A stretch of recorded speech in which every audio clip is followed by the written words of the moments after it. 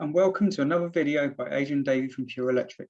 This video is part 2 of my conversation with Lizzie Ogley from the Solent Apprenticeship Hub, who covers the New Forest and Eastleigh area.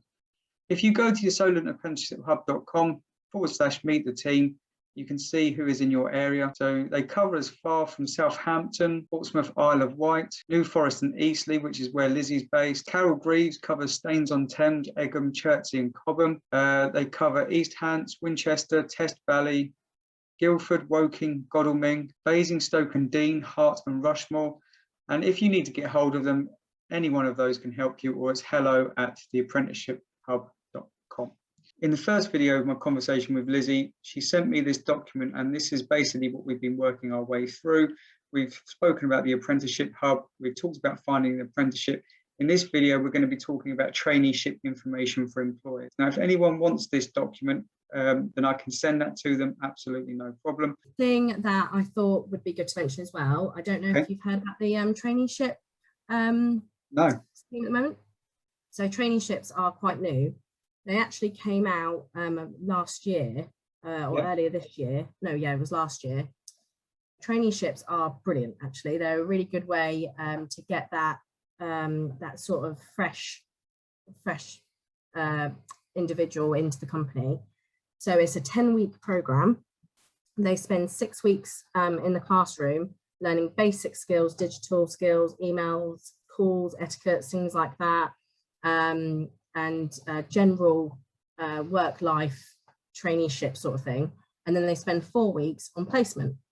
Right. So that could be anywhere, and any employer can take part in this. So with traineeships, it's basically a skills development program. So I say it includes 6 weeks. It can take up to a year, but the ones I've worked with are 6 weeks, and then the 4-week placement. It's basically to help 16 to 24-year-olds or 25-year-olds with an education to get ready for an apprenticeship or job if they don't have the appropriate skills or experience. So they're basically getting those core skills and experience to be able to then get onto an apprenticeship. Oh, wow, that's amazing. So even before they've started, they can get some training in place to help them be an asset to the company. Yeah, and then they're also then in the system to then be supported into an apprenticeship. Yeah. And you can take, that's amazing. You can take 10 on at a time if you want to. You take up 10 and you actually get £1,000 per trainee. Wow, that's incredible. During this placement. Yeah. So it's completely free to the employer. Yes. They take them on for 4 weeks. And then, so I think we had a business before who took 10 on and said, right, okay, I think it was like warehouse operative. They had 10 of these learners in their business. And for the 4 weeks, they did, basic skills. They were in their company learning how to be at that entry level, in the hopes to then say if it was a warehouse operative apprenticeship, in the hopes to then be offered the apprenticeship. Now, the biggest question we get then is, well, so are we taking these people on and we have to give them a job? No, no way, absolutely. If they, after the 4 weeks, you think, okay, 2 of you are fantastic, we want to offer you 2 the apprenticeship, then you can. With the other ones, you can, all you have to do is an exit interview, and you still get they have to complete their 4-week placement to get the incentive. Yep. You just have to do an exit interview with them at the end and say, thank you for this, and this is where you can improve, and then they can then refer them back to either ourselves or the local college that they've come through, and then they will then help them get an apprenticeship elsewhere. They can either offer them an apprenticeship, or they don't even have to offer them an apprenticeship. If they think, you know what, actually, we can straight up offer you a job. Yeah. You don't have to do the apprenticeship, they can. I mean, that's incredible, really, if you think about it, because that gives an employer an opportunity to try before you buy. Yeah. So you can see what someone's about, see if they've got the initiative to actually do the job and whether they gel. And if they do, then you've already sussed them out, and you can say, yes, we can give you the job. And if it doesn't, then, well, how many times could they theoretically do that, though? Could they try out 10, not like those 10, and say, have you got another 10 that we can try? I do think you can do up to 10 learners, just as more guidance will follow. But we've had it before where they've done it on that course. Yes. They've seen those people through the end of that course. Yes. And then they've said, right, we want to then see the next people.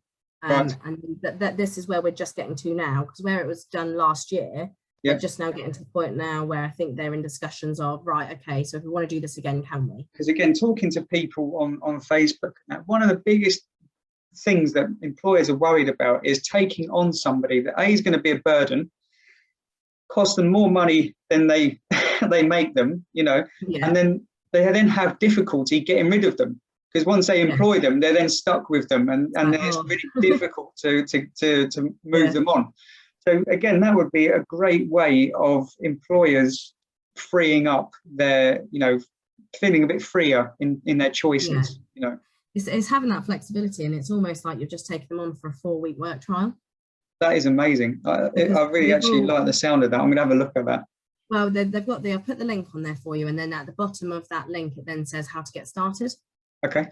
So then how to sign up to that program.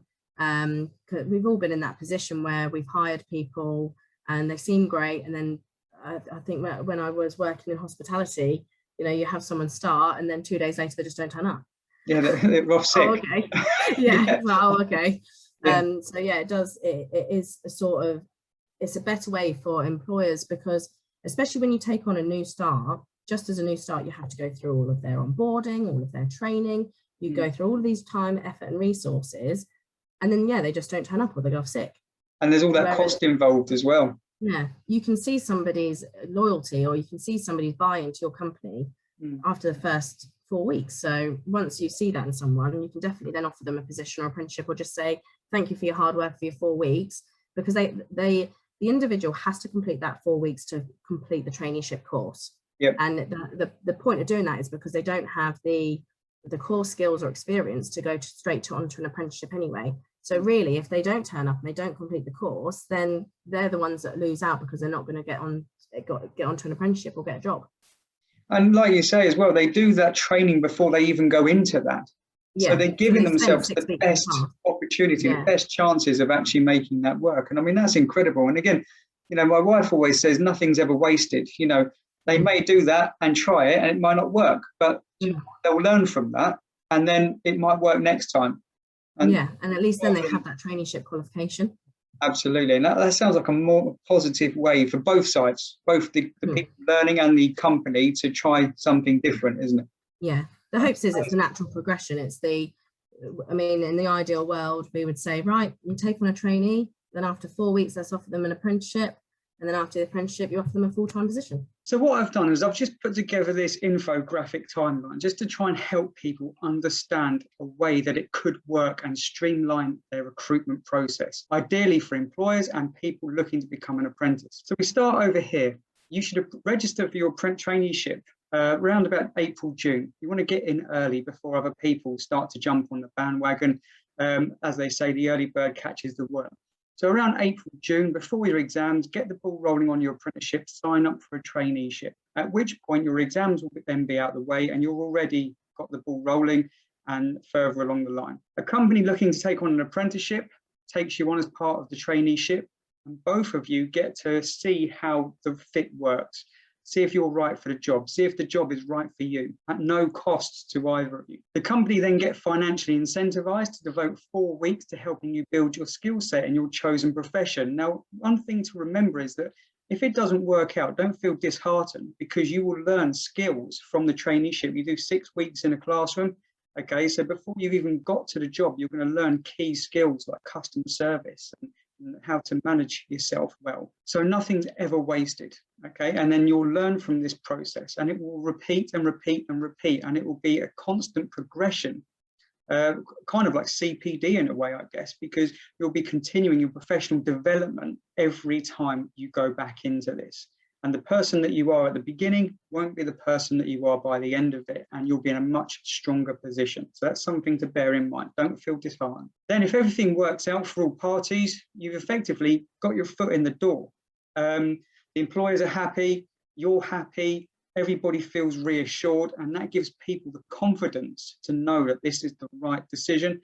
And by then you should have been offered an apprenticeship, which then means that come September, you've started your journey into your chosen profession, which also means from a college point of view is that I think you could do some functional skills in this 6 weeks in the traineeship. And then by the time you start in September, you've already effectively, let's say you start the traineeship mid-June after your exams, 6 weeks later, so that would be end of July. Come August, you've got 4 weeks on the job training, effectively, learning the profession, and then straight into September, you're already leaps and bounds ahead of everyone else. And effectively, the employers had 4 weeks to try you out and make sure that you're the right fit for the job, and vice versa. You might decide that the apprenticeship you thought you wanted isn't the apprenticeship that you did want, by which time you can then explore other avenues, other options. Okay, and in that way, it saves people getting enrolled on the course that's not right for them as well. And 6 months later, realizing this isn't for me. So I think this is an amazing, amazing idea, and I think it's one that if people look at this infographic and think, you know what, I can see how that's going to work, I think process for apprenticeships is going to become streamlined and better tailored for everyone involved. Basically, it does say an apprenticeship apprentice rate on the National Minimum Wage Gov website is actually £4.30 an hour now. Yes. So you can obviously pay £4.30 an hour. That is the national minimum for an apprentice. But then you, as a business, I would always say to them, if you can pay more, do. Because if you're wanting a certain caliber of candidate, then you can offer a higher wage. I mean, because then if you look at the actual national living wage that isn't an apprentice, it's £8.91. Yes. So that is quite a large difference from £4.30 to £8.91. And then you've got it has your 18 to 20-year-olds is £6.56. So if we say you offered an average £5.95 or £5.50, then you're more attractive as an employer because you're not offering £4.30, but then you're not offering them a stupid, silly, high salary that matches the people that you've already got in your workforce.